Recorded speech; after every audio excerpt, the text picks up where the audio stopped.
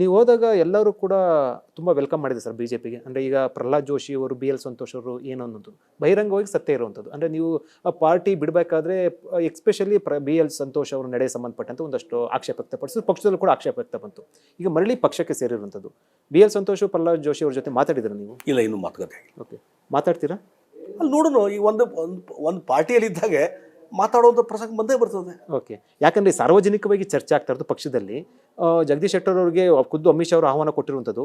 ಆದರೆ B L Santosh, Pralhad Joshi ಅವರು ಏನು ಮಾಡ್ತಾರೆ, ಅವರು ತುಂಬ ಆತ್ಮೀಯತೆಯಿಂದ ಸ್ವಾಗತ ಮಾಡ್ತಾರಾ ಅನ್ನೋದು, ಆತ್ಮೀಯತೆಯಿಂದ ಸ್ವಾಗತ ಮಾಡ್ತಾರಾ ಅವರಿಬ್ರು ಅನ್ನೋದು ನಿಮಗೆ? ಅಲ್ಲಿ ನೋಡ್ರಿ, ನನಗೆ ನೋಡ್ರಿ, ಈಗ ರಾಷ್ಟ್ರೀಯ ನಾಯಕರಿಗೆ ಕರೆದು ಒಂದು ಗೌರವ ಕೊಟ್ಟ ಮೇಲೆ ಇದು ಉಳಿದವ್ರು ಕೂಡ ನಾನು ಸ್ಪಂದನೆ ಮಾಡೇ ಮಾಡ್ತೀನಿ. ಓಕೆ ಸರ್, ಮತ್ತೊಂದು ಮುಂದಿನ ನಡೆ ಅಂದರೆ ಲೋಕಸಭಾ ಚುನಾವಣೆಗೆ ಜಗದೀಶ್ ಶೆಟ್ಟರ್ ಅವರು ಸ್ಪರ್ಧೆ ಮಾಡ್ತಾರೆ, ಆ ರೀತಿ ಒಂದು ಆಫರ್ ಅನ್ನೋದಕ್ಕಿಂತ ಆ ರೀತಿ ಒಂದು ಆಹ್ವಾನವನ್ನು ಬಿಜೆಪಿ ಇಲ್ಲ, ಯಾವುದೇ ಕಂಡೀಷನ್ ಹಾಕಿಲ್ಲ ನಾನು, ಮತ್ತು ಅದ್ರ ಬಗ್ಗೆ ಎಲ್ಲಿ ಸ್ಪರ್ಧೆ ಮಾಡ್ಬೇಕಂತ ಚರ್ಚೆನೂ ಆಗಿಲ್ಲ.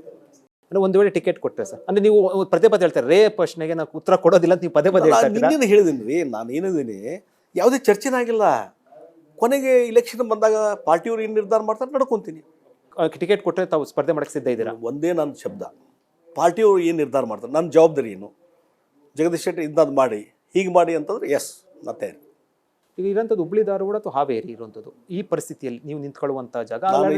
ಯಾವ ಕ್ಷೇತ್ರದ ಬಗ್ಗೆ ಚರ್ಚೆ ಆಗಿಲ್ಲ, ಯಾವ ಪರ್ಟಿಕ್ಯುಲರ್ ಪಾರ್ಲಿಮೆಂಟ್ ಬಗ್ಗೆನೂ ಚರ್ಚೆ ಆಗಿಲ್ಲ. ಸರ್, ಒಂದು ಕ್ಯೂರಿಯಾಸಿಟಿ ನಮಗೂ ಮತ್ತೆ ಜನತೆ ಕ್ಯೂರಿಯಾಸಿಟಿ, ಭೇಟಿಯ ಸಂದರ್ಭದಲ್ಲಿ ಇದು ಯಾವುದು ಕೂಡ ಚರ್ಚೆ ಅಂದರೆ ಪಾರ್ಟಿಗೆ ಜಗದೀಶ್ ಶೆಟ್ಟರ್ನ ಹೆಂಗೆ ಬಳಸ್ಕೊಳ್ಬೇಕು ಅನ್ನೋ ಸಂಬಂಧಪಟ್ಟಂತೂ ಕೂಡ ಏನು ಚರ್ಚೆ ಆಗಿಲ್ಲ ಸರ್. ಅಮಿತ್ ಶಾ ಭೇಟಿ ಸಂದರ್ಭದಲ್ಲಿ ನೋಡಿ, ಇದು ಎಲ್ಲರೂ ಕೂಡ್ಕೊಂಡು ಕೆಲಸ ಮಾಡಿ 25ಕ್ಕಿಂತ ಹೆಚ್ಚು ಸೀಟ್ಗಳು ತರಬೇಕು ಅನ್ನುವಂಥದ್ದು ಚರ್ಚೆ ಆಗಿದೆ. ಓಕೆ, ಎಷ್ಟು ಸೀಟ್ ಗೆಲ್ಬೋದು ಲೋಕಸಭಾ ಚುನಾವಣೆಯಲ್ಲಿ? ಲಾಸ್ಟ್ ಟೈಮ್ 25 ಬಂದಿದ್ದು, ಅದಕ್ಕಿಂತ ಹೆಚ್ಚು ಗೆಲ್ಲಬೇಕು ಅನ್ನುವಂಥದ್ದು ಹುಮ್ಮಸ್ಸಿದೆ. ಓಕೆ ಸರ್, ಒಂದು ಪ್ರಶ್ನೆ ಉದ್ಭವ ಆಗಿರುವಂಥದ್ದು ಅಂದರೆ ಚರ್ಚೆ ಆಗ್ತಾ ಇರುವಂಥದ್ದು, ಮುಖ್ಯಮಂತ್ರಿ ಸಿದ್ದರಾಮಯ್ಯ ಮತ್ತು ಉಪಮುಖ್ಯಮಂತ್ರಿ ಡಿ ಕೆ ಶಿವಕುಮಾರ್ನ ಒಂದಷ್ಟು ಭೇಟಿಯ ಸಂದರ್ಭ, ಅದರಲ್ಲೂ ವಿಶೇಷವಾಗಿ ಮುಖ್ಯಮಂತ್ರಿ ಸಿದ್ದರಾಮಯ್ಯವರ ಭೇಟಿಯ ಸಂದರ್ಭದಲ್ಲಿ ಜಗದೀಶ್ ಶೆಟ್ಟರ್ಗೆ ಒಂದಷ್ಟು ಮುಜುಗರ ಆಗುವಂಥ ಘಟನೆ ನಡೀತು, ಇಮ್ಯುಲೇಷನ್ ಆಯಿತು, ಅದಕ್ಕೆ ಸ್ವಾಭಿಮಾನಕ್ಕೆ ಅಡ್ಡ ಬಂತು ಅಂತ. ನಿಜನ ಸುಳ್ಳ ಗೊತ್ತಿಲ್ಲ, ನೀವು ಇದು ಕ್ಲಾರಿಫೈ ಮಾಡಿ. ಇಲ್ಲ, ಸುಳ್ಳು, ಯಾವುದೇ ಅಂಥ ಹುಮಿಲೇಷನ್ ಆಗಿಲ್ಲ.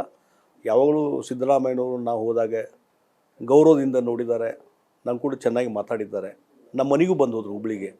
ಅದೇ ರೀತಿ ಡಿ ಕೆ ಶಿವಕುಮಾರ್ ಅವರು ಸಹಿತ ನಾ ಯಾವ ಭೇಟಿ ಆಗ್ತಂದ್ರೆ ಇಮಿಡಿಯೇಟ್ಲಿ ನನಗೆ ಭೇಟಿಗೆ ಅವಕಾಶ ಕೊಟ್ಟಿದ್ದಾರೆ, ಗೌರವದಿಂದ ನೋಡಿದ್ದಾರೆ, ಅವರು ನಮ್ಮ ಮನೆಗೆ ಬಂದು ಹೋಗಿದ್ದಾರೆ. ಹೀಗಾಗಿ ಅದರಲ್ಲಿ ಎಲ್ಲೂ ಹುಮಿಲೇಷನ್ ಆಗಲಿ ಮತ್ತೊಂದು ಏನೂ ಆಗಿಲ್ಲ. ಸರ್, ನಿಮ್ಮ ಒಂದು ಅನುಭವ ಆಧಾರದ ಮೇಲೆ ನಾನು ಕೇಳ್ತಾ ಇರುವಂಥ ಪ್ರಶ್ನೆ ಮತ್ತು ಅನುಭವ ಹಿಂದೆ ಆಗದಂಥ ಒಂದಷ್ಟು ಕಹಿ ಘಟನೆಗಳ ಹಿನ್ನೆಲೆಯಲ್ಲಿ 28 ಲೋಕಸಭಾ ಕ್ಷೇತ್ರಗಳ ಆಯ್ಕೆ ಸಂದರ್ಭದಲ್ಲಿ, ಅಭ್ಯರ್ಥಿಗಳ ಆಯ್ಕೆ ಸಂದರ್ಭದಲ್ಲಿ ನೀವು ಸಲಹೆ ಏನು ಕೊಡ್ಬೋದು ಸರ್ ಬಿಜೆಪಿ ನಾಯಕರಿಗೆ ಅಥವಾ ಬಿಜೆಪಿ ಪಕ್ಷಕ್ಕೆ? ಇಲೆಕ್ಷನ್ ಕಮಿಟಿ ಇರ್ತದೆ, ಕೋರ್ ಕಮಿಟಿ ಇರ್ತದೆ, ಅಲ್ಲಿ ಕರೆದಾಗ ಹೇಳ್ತೀನಿ, ನಾನು ಕರೆದಾಗ ಹೇಳ್ತೀನಿ. ಅಂದರೆ ಈಗೇನು ಕೂಡ ಸಲಹೆ ಕೊಡೋಂಥ ಪರಿಸ್ಥಿತಿಯಲ್ಲಿ ತಾವು ಇಲ್ವಾ ಅಂತ? ಅಲ್ರಿ, ಈಗ ಅವ್ರು ಡಿಸ್ಕಷನ್ ಮಾಡೇ ಮಾಡ್ತಾರೆ, ಇವತ್ತಿಲ್ಲ ನಾಳೆ ಡಿಸ್ಕಷನ್ ಮಾಡಿದಾಗ ಅಲ್ಲಿ ಚರ್ಚೆ ಆದಾಗ ಹೇಳ್ತೀನಿ ನನ್ನ ಅಭಿಪ್ರಾಯ. ನಾನು ಬಿಜೆಪಿ JDS ಮೈತ್ರಿ ಎಷ್ಟು ಅನುಕೂಲ ಆಗುತ್ತೆ ರಾಜ್ಯದ ಬಿಜೆಪಿ? ಡೆಫಿನೆಟ್ಲಿ. ಎಲ್ಲಿ ಈಗ ಈ ಭಾಗದಲ್ಲಿ ಮೈಸೂರು ರೀಜನ್ದಲ್ಲಿ JDS ಪ್ರಾಬಲ್ಯ ಇದೆ. ಹೀಗಾಗಿ JDS ಮತ್ತು BJP ಅಲ್ಲಿ ಸೇರೋದ್ರಿಂದ ಮೋದಿಯವರ ಇಮೇಜ್ ಮೇಲೆ ಏನೊಂದು ಹೋಟ್ ಬರ್ತದೆ, ಅದು ಪ್ಲಸ್ ಆಗ್ತದೆ. ಮತ್ತು JDS ಒಂದು ಹೋಟ್ ಬ್ಯಾಂಕ್ ಇದೆ, ಅದು ಪ್ಲಸ್ ಆಗೋದ್ರಿಂದ ನಮಗಲ್ಲಿ 100% ಬೆನಿಫಿಟ್ ಆಗ್ತದೆ. ಕಾಂಗ್ರೆಸ್ನಲ್ಲಿ ಲಿಂಗಾಯತರಿಗೆ ಒಂದಷ್ಟು ಕಡೆಗಣನೆ ಮಾಡ್ತಾ ಇದ್ದಾರೆ, ಅದು ಅನುಭವ ಬಂದಿದೆಯಾ? ಯಾಕಂದ್ರೆ 9 ತಿಂಗಳಲ್ಲಿ ನನಗೆಲ್ಲಿ ಅನುಭವ ಬಂದಿಲ್ಲ ಸರ್. ಈ ಬಿಜೆಪಿಯಲ್ಲಿ ನೀವು ಸಂಪೂರ್ಣವಾಗಿ ತೊಡಸ್ಕೊಂಡಿದ್ದು 9 ತಿಂಗಳು ಮಾತ್ರ ಕಾಂಗ್ರೆಸ್ಸಲ್ಲಿ ಇದ್ದಿದ್ದಂತು. 9 ತಿಂಗಳಲ್ಲಿ ಕಾಂಗ್ರೆಸ್ಗೂ ಮತ್ತು ಬಿಜೆಪಿಗೆ ನೀವು ವ್ಯತ್ಯಾಸ ಅಂತ ಏನು ಕಾಣ್ತೀವಿ ಸರ್? ಕಾರ್ಯಕರ್ತರು ಇರುವಂಥದ್ದು ನೋಡಿ, ಆ ವ್ಯತ್ಯಾಸವನ್ನು ನಾನು ಡಿಫ್ರೆನ್ಸೇಟ್ ನಾನು ಮಾಡೋಕ್ಕೆ ಹೋಗಲ್ಲ. ಈಗ ಒಂದು ಪಾರ್ಟಿಲಿ ಬಂದಿದ್ದೇನೆ, ಈಗ ನಾವೇನೋ ಹೇಳಿದರೆ ಪ್ಲಸ್ ಮೈನಸ್ ಹೇಳಿದರೆ ಅದು ಟೀಕೆ ಮಾಡ್ದಂಗೆ ಆಗುತ್ತೆ. ನಾ ಯಾಕೆ ಹೇಳಬೇಕು?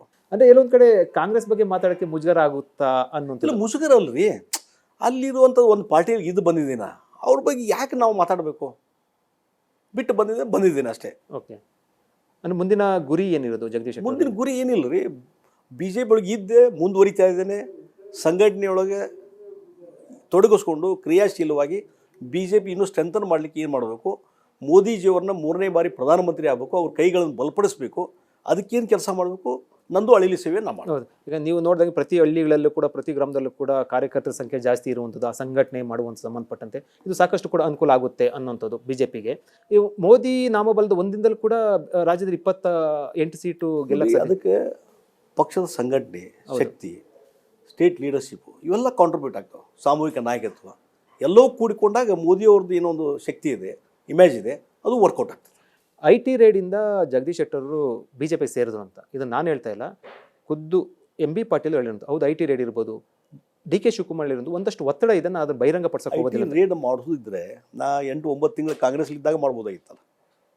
ಈ ಒಂದೇನೋ ಕಾರಣ ಹೇಳ್ಬೇಕು. ಟೀಕೆ ಮಾಡಲಿಕ್ಕೆ ಒಂದು ಟೀಕೆ ಮಾಡಲಿಕ್ಕೆ ಪಕ್ಷ ಬಿಟ್ಟು ಹೋದಾಗ ಟೀಕೆ ಮಾಡಲಿಕ್ಕೆ ಒಂದೇನೋ ರೀಸನ್ ಹೇಳಿದಾರೆ ಅಷ್ಟೇ. ಓಕೆ, ಅಂದರೆ ಯಾವುದೂ ಕೂಡ ಈ ಥರದ್ದು ಆತಂಕ ಆ ಥರದ್ದು ಕೂಡ ಇಲ್ಲ. ನೋಡ್ರಿ, ನಮ್ಮ ಮನೆ ರೀ, ನಮ್ಮ ಮನೆಯೊಳಗೆ ಒಂದು ಆತ್ಮೀಯತೆ ಇದೆ.